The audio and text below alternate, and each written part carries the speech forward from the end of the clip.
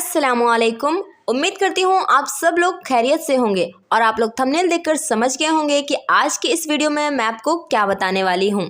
तो चलिए वीडियो को बिना देर किए जल्दी से शुरू करते हैं। सूरह इखलास में अल्लाह हमसे क्या कह रहे हैं। सूरह इखलास जो कि कुरान की 112वीं सूरा है, इसमें अल्लाह हमसे कह रहे हैं अल्लाह एक है, उसके बराबर कोई नहीं। अल्लाह कभी पैदा नहीं हुआ और कभी मर नहीं सकता, उसके बराबर कोई नहीं, वो अकेला है। सूरह इखलास एक तरह से अल्लाह की वहीदियत, वंसनेस और उसकी आज़ादी यानी इंडिपेंडेंस को बयान करती है। ये सूरा हमें ये याद दिलाती है कि सिर्फ अल्लाह ही असली मालिक है और पालनहार है और हमें सिर्फ और सिर्फ उसी की इबादत करनी चाहिए। सूरह इखलास की एक एक आयत हमें अल्लाह के साथ एक डीप कनेक्शन बनाने और उसकी वहीदियत को समझाने में मदद करती है। तो चलिए अब हम जानते हैं कि सूरह फलक में अल्लाह हमसे क्या कह रहे हैं। सूरह फलक कुरान की 113वीं सूरा है। इसमें अल्लाह हमसे कह रहे हैं रब्बुल फलक यानी मालिक की शरण में आ, उसके सामने अपने दुश्मनों से मदद मांगे, अपने नफ्स को अंधेरे से बचाने के लिए मदद मांगे, अपने माल और दुनिया की ज़रूरत से बचने के लिए मदद मांगे। सूरह फलक एक तरह से हमें अल्लाह की शरण में आने और उससे मदद मांगने की दुआ है।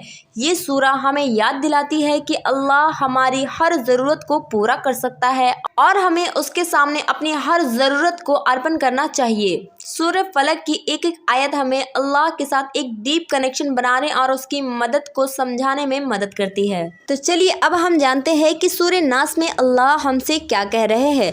सूरह नास जो कि कुरान की 114वीं सूरा है और कुरान की आखिरी सूरत है।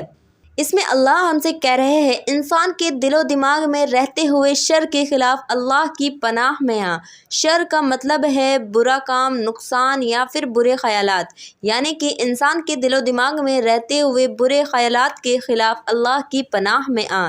शर के ख़िलाफ़ अल्लाह की मदद को मांग, जिन्नों और इंसान के शर से बचने के लिए अल्लाह की मदद को मांग। सूरह नास एक तरह से हमें अल्लाह की शरण में आने और उससे मदद मांगने की दुआ है।